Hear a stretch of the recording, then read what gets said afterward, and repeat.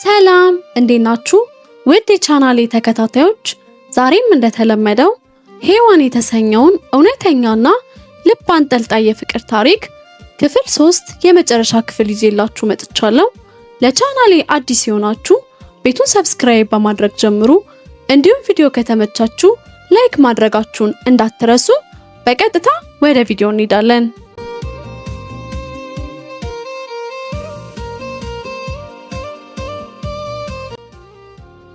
እውነተኛና ልብ አንጠልጣይ የፍቅር ታሪክ ሔዋን የመጨረሻ ክፍል። እየሮጥኩ ወጥቼ ሳይ ማክ በደም ተነክሮ ከኋላ ተኝቷል። እየጮኩኝ ጓደኞቹን ለእርዳታ ጠራኋቸው። ወደ ሆስፒታል ንዳው ብዬ አንዱ ጓደኛው ላይ ጮኩበት። ማክ በደከመ ድምፅ ደህና ነኝ የኔ ፍቅር አለኝ። ማክ ማን ነው እንደዚህ አድርጎ አውጥቶ ይጣለክ? ክፉ ሰው ነው አንተ ላይ እንደዚህ ያደረገው እያልኩኝ ያለማቋረጥ አለቅሳለሁ። እሱ እንደዛ ሆኖ እኔን ለማጽናናት ይሞክራል። ጓደኞቹም እንድረጋጋ እየለመኑኝ ሆስፒታል ደረስን። ሕክምና ተደረገለት። የማክ እጅ ላይ ቅጥቅጥና ግንባሩ ላይ ደግሞ ጉዳት ከመድረስ ውጪ የከፋ ነገር እንደሌለውና ግንባሩን መሰፋት እንዳለበት ዶክተሩ ነግሮኝ ወጣ። ከሰዓት በኋላ ወደ ቤታችን ተመልሰን የማክ ጓደኞችም ተሰናብተውን ከሄዱ በኋላ ማክን በጥያቄ አጣድፎ ጀመር። ሔዊ የኔ ቆንጆ ተረጋጊ፣ አባቴ ነው በቃ እንደዚህ ያደረገኝ። ሹፌሩ ከኛ ጋር መሆንም አልቻለም። ከኔ ጋር ቀጠሮ እንዳለው ለአባቴ ነግሮት ነበር። አባቴ ከሱ ምን እንደፈለገ አውቋል። በር ላይ ጥሎኝም የሄደው ሹፌሩ ነው። አሁን መኖሪያችንን አውቋል። መጠንቀቅ አለብሽ። አንቺን በአካል ማግኘት ነው የሚፈልገው። ይህንን ደግሞ እኔ አልፈቅድም አለኝ። እንዴት ልጁን ጨክኖ እንደዚህ ያደርጋል? በጣም ተናዶብኛል። ሰዎች ሲደበድቡኝ እንኳን ለማየት አልደፈረም። ውጪ ቆሞ ነበር አንቺን እንድመልስሽ ለማስፈራራት እንጂ ሌላ ነገር ማድረግ ቢፈልግ ይችል ነበር። አሁን እሱን እርሺው የኔ ማር፣ የምትፈልጊው ነገር በየትኛውም መንገድ አደርጋለሁ። አንቺ ግን ራስሽን አደጋ ላይ የሚከስት ተግባር እንዳትፈጽም ያለኝ። አባቴ ቢያገኝሽ አንዴ እጁ ከገባሽ አይለቅሽም። እስረኛው ነው የምትሆኚው። እኔም ላድንሽ አልችልም። ቢቻል ራስሽን አሳምነሽ ከዚህ ሀገር እንውጣ፣ ካልሆነ ግን ታገሽ ያለኝ። የማክ ንግግር ጠንካራ ነበር። እኔም ያለኝን እንደማደርግ ቃል ገባሁለት። ከዛን ቀን በኋላ ለሳምንት ስራ አልገባንም ነበር። በጣም ደስ የሚል የፍቅር ጊዜ እያሳለፍን ነው። የሁለታችንን ፍቅር እጅግ በጣም ጨምሯል። እኛ ጋር ጸብ የለም። ዛሬ የማክ እውነተኛ ሚስት የመሆን ፍላጎቴ ጨምሯል። የምንጋባበት ጊዜ ገና ገደብ የለውም። ሽፈራው እስከሚፈታኝ ከታገሰ ልናረጅ ነው። ብቻ በቃ ከፍቅረኝነት የሚስትነት ህይወት አማረኝ። እኔና ማክ እንደ ባልና ሚስት አንድ ላይ እንኖር እንጂ ገና መጋባታቸውን የሚጠባበቁ ፍቅረኛሞች ነን። በጣም ጣፋጭ ራት በራሴ እጅ አዘጋጅቼ ቤቱን ሮማንቲክ አደረኩት። አሁን የቀረኝ ነገር ማክን መቀስቀስ ነው። ክፍላችን ስገባ ጥልቅ እንቅልፍ ወስዶታል። እንደ ሁልጊዜው ለረጅም ደቂቃዎች በዝምታ ስመለከት ቆየው። ማክ ተኝቶ እንደማየት የሚያስደስተኝ ነገር የለም። ብዙ ነገሮችን አስባለሁ። ለምሳሌ ያህል እድለኝነቴን፣ ፍቅራችንን፣ መልካም ሰው መሆኑን፣ የዋህነቱን፣ በተለይ ደግሞ እሱ ህይወቴ ውስጥ ባይፈጠር ምን ልሆን እችል እንደነበር። በቃ ይህንን ሁሉ ነገር አንዳንዴ አስባለሁ። ከጥቂት ዝምታ በኋላ ከንፈሩን ስስመው ተገልጦ ተኛ። ማክዬ የኔ ፍቅር ተነስ፣ ብዙ ተኛህ እኮ ማታ የት ልታድር ነው አልኩት፣ ጸጉሩን እየደባበስኩት። እናቴም የማክ እናትም የሞቱት ገና ሳንጠግባቸው በልጅነታችን ነበር። ለማክ እናትን ያህል እንክብካቤ መስጠት ባልችልም ግን የቻልኩትን ሁሉ አደርጋለሁ። ሁሌም ጥረቴ እሱን ለማስደሰት ነው። አሁን ደግሞ ልጆች እንዲኖሩንና ደስተኛ የሆነ ቤተሰብ እንዲኖረን ጥልቅ ፍላጎት አለኝ። ከአባቱ ጋር በግድ ያስተሳሰረኝን ቃል ኪዳን ሳላፈርስ የማክ እውነተኛ ሚስት ለመሆን የቆረጥኩት እኔ ነኝ። ማክ ከተነሳ በኋላ ባየው ነገር እጅግ ደስተኛ ሆነ።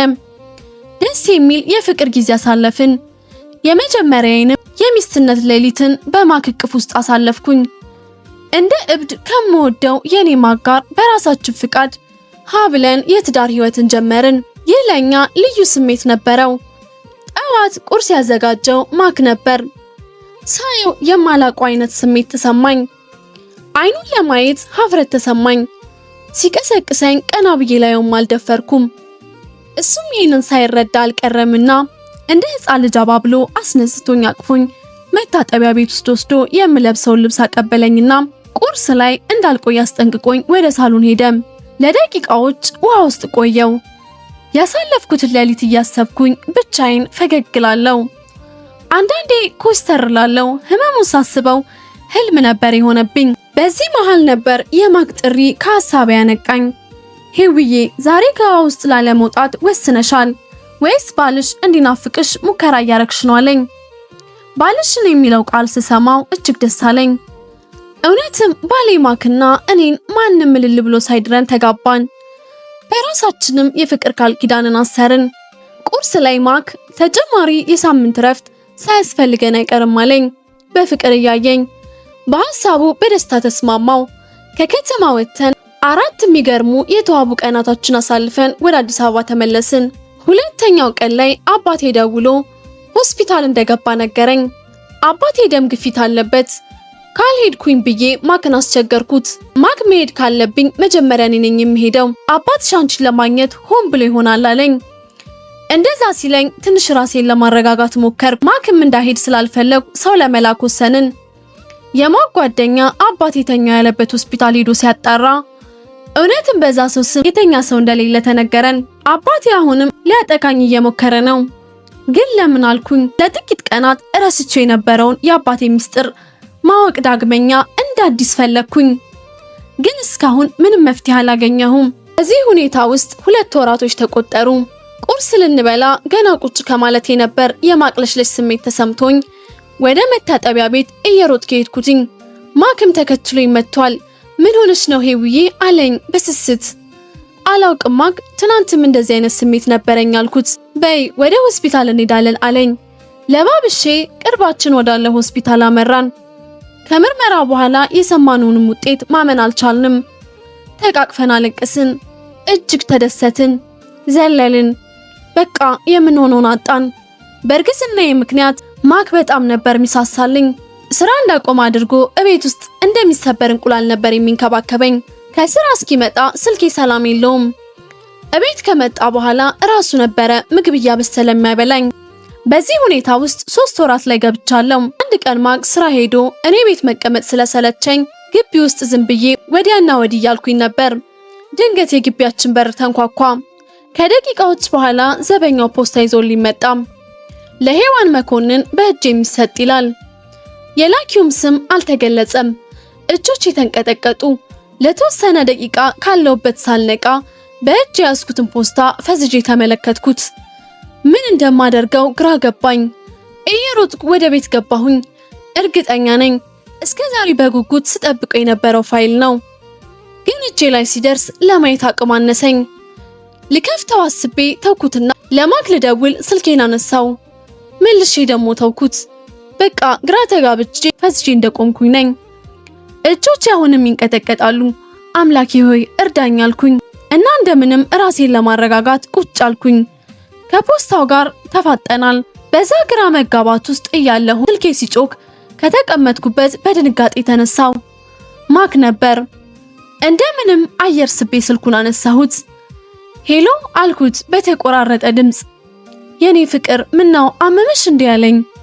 አይ ደህና ነኝ ማክ አልኩት አሁንም በተቆራረጠ ድምጽ። አጠገቤ ከተቀመጠው ፖስታ ጋር አሁንም ተፋጠናል። ደህናም አይደለሽም፣ ምንድነው የሆንሽው? አትደብቂ ንገሪኝ።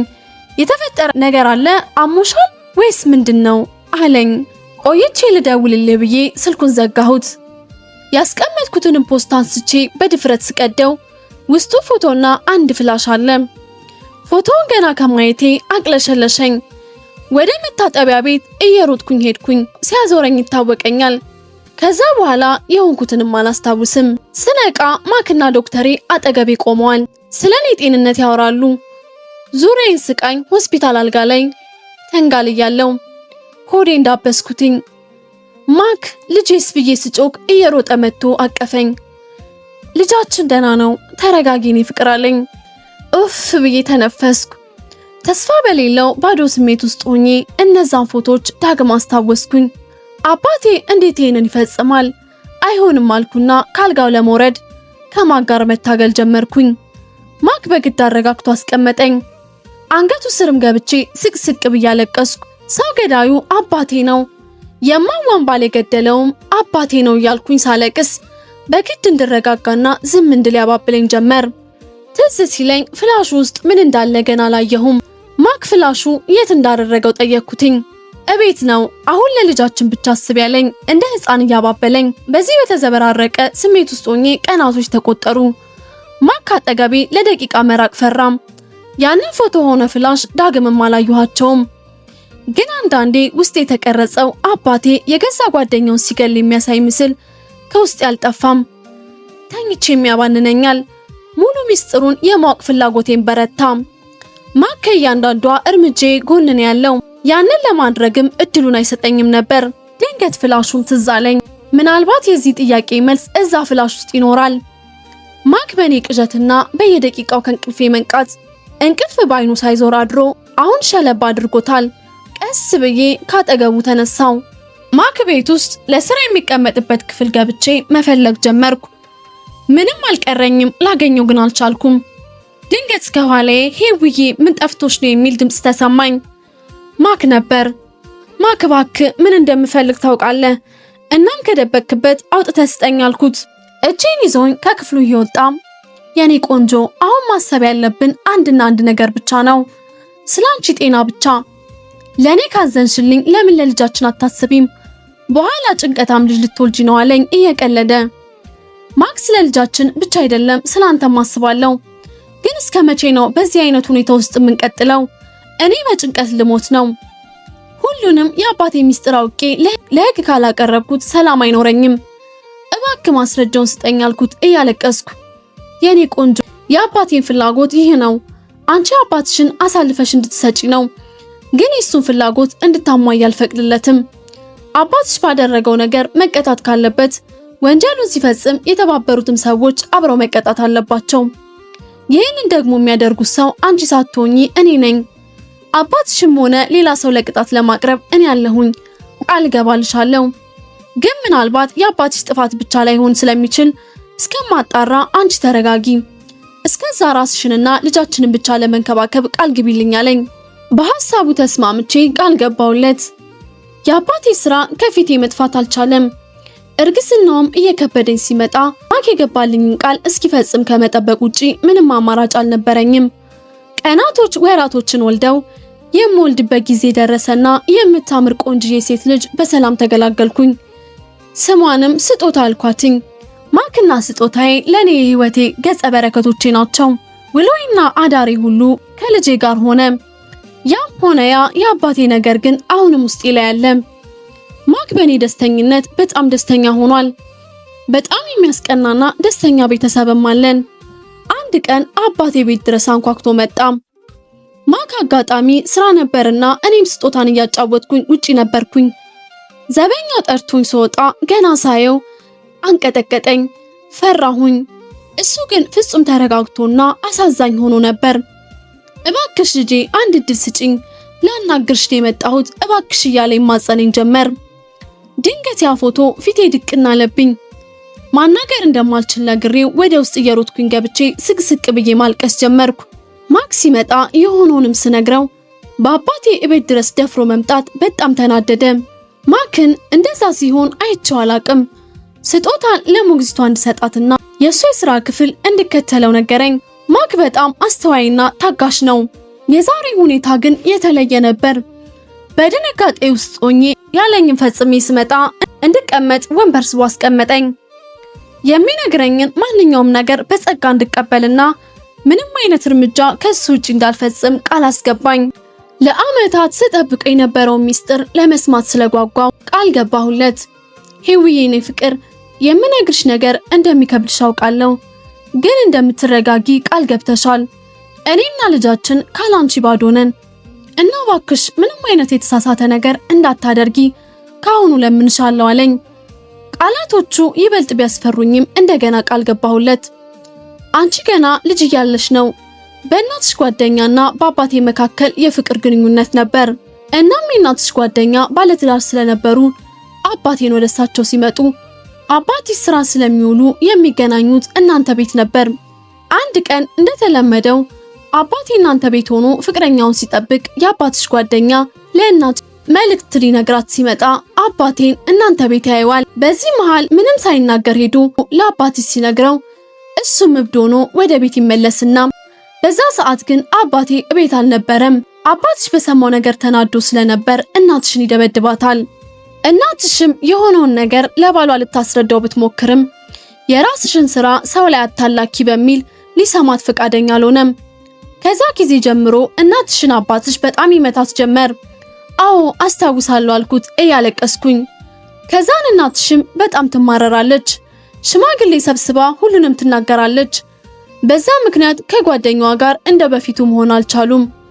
አባትሽም እናትሽን ማመን አልፈለገም። መምታቱንም አላቆመም ነበር። ብዙ ጊዜ እየሰከረም ነበር የሚገባው። አባቴና የእናትሽ ጓደኛም በውጪ መገናኘታቸውን አላቆሙም ነበር።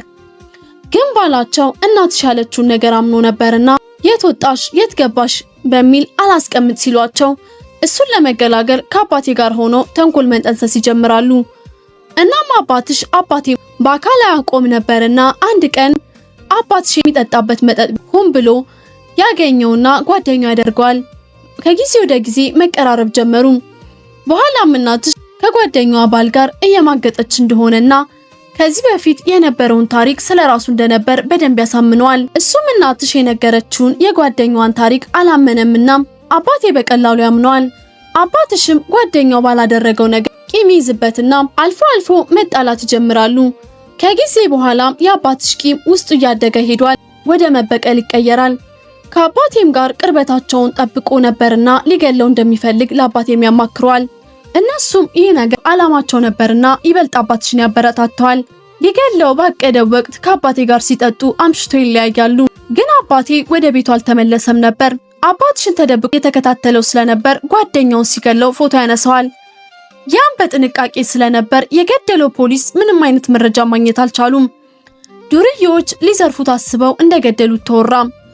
በወቅቱም በበቀል የተሞላና የአባቴ አበረታችነት ያልተለየው አባትሽ በዚህ አላበቃም። ትንሽ ብሎ በረጅሙ ተንፍሶ ንግግሩን አቆመ። ማክ ቀጥል። ትንሽ ምን አልኩት በእንባ እየታጠብኩኝ። ሄውዬ መቀጠል አቃተኝ አለኝ። ኑ ማክ ቀጥል፣ እየሰማሁህ ነው፣ መስማት ፈልጋለሁ አልኩት እየጮኩ። እሺ ግን ቃልሽን እንዳታጥፊ አለኝ እየተንበረከከ። እባክህ ማክ ቀጥል አልኩት እያለቀስኩኝ። በረጅሙ ተንፍሶ ትንሽ ቆይቶ የአባትሽ በትር እናትሽ ላይ ያረፋለኝ። እንዴት ይህንን አላምንም ብዬ ጮኩኝ። ሄዊ ተረጋጊ አለኝ። ተንሰቅስቅ ያለቀስኩ። ራሴ ማረጋጋት ፍጹም ተሳነኝ። በር ዘግቼ ማልቀስ ሆነ ስራዬ። አልበላም አልጠጣም። አባቴን ሂጄ ብገለው ደስታዬ ነበር። ግን ከማቁጥጥር መውጣት አልቻልኩም። ማክ ከስጦታ ጋር ጊዜን እንዳሳልፍና ነገሮችን እንድረሳ የማይጥረው ነገር አልነበረም።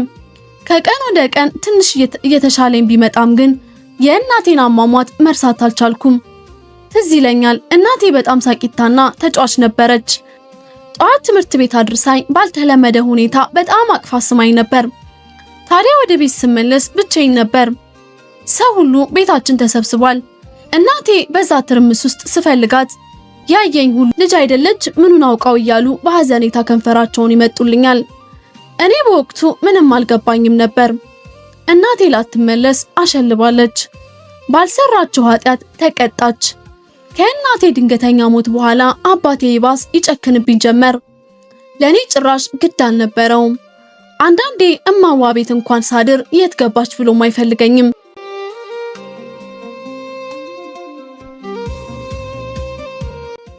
ዛሬ ደግሞ የምነግረው አስደሳች ዜና አለኝ። ማክና ስጦታ የኔ ህይወቴ የመጀመሪያ ስጦታዎቼ ናቸው። ማክ አልኩትኝ። ወይ ሄውዬ ፍቅር አለኝ። በቅርቡ ሌላ የቤተሰብ አካል ቤተሰባችን ይቀላቀላል። እርጉዝ ነኝ አልኩት። ማክ ራሱ መቆጣጠር አልቻለም። በደስታ መጮ ጀመረ። ሚስቴ ሄዊ እርጉዝ ናት ብሎ ለታዳሚዎቹ ጮሆ ተናገረ። እኔና ስጦታን አቅፎ የደስታ እንባ ነባ። የመጀመሪያዬ ፍጻሜም ሆነ እስከ ለተሞት ላልለየው ጽኑ ቃል አለኝ። ውድ የማሂቲዩብ ቤተሰቦች ታሪኩን እንዴት አያችሁት? መቼም የማይረሳ ጣፋጭ የፍቅር ታሪክ እንደሰነቃችሁ አልጠራጠርም። በሌላ ድርሰት እስከምንገናኝ ድረስ ባላችሁበት ሰላማችሁ ይብዛልኝ። አስተያየታችሁንም በኮሜንት ሴክሽን ላይ አስቀምጡልኝ። መልካም ጊዜ